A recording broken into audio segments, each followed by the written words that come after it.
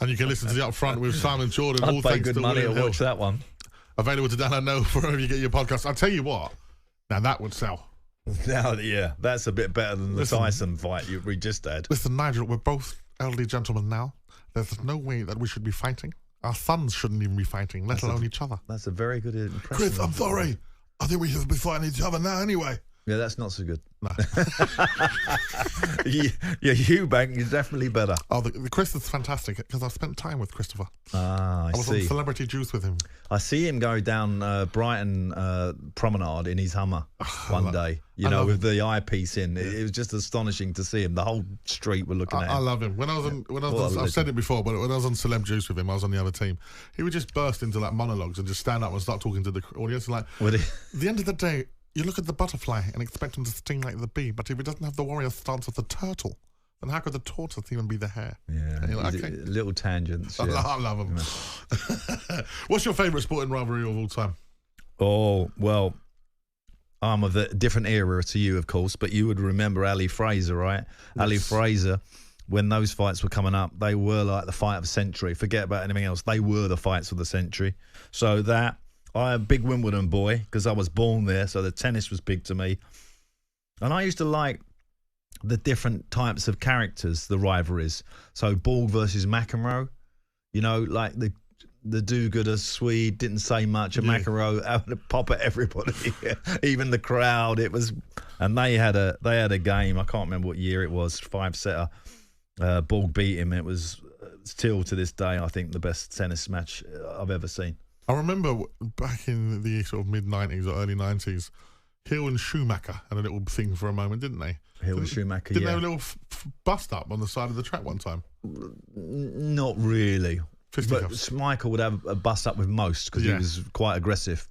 He makes, he makes most drivers, when they're at the top of the game, they have to have that aggression in them. Senna was like that as well. He was like, I don't know if you see that documentary on him. It's brilliant when he's questioning everybody. But the real rivalry, the one that made the film was Hunt and Lauder, of course.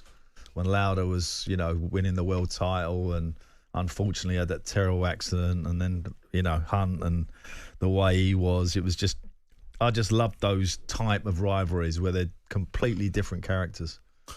Before we get into your coach's corners and Alan's stats, story here. Roy Keane furiously confronts a fan who was abusing him following Manchester United's 1-1 draw with Ipswich, as footage reveals what the ex-Portman Road boss said after a group shouted the F word, FU, at him.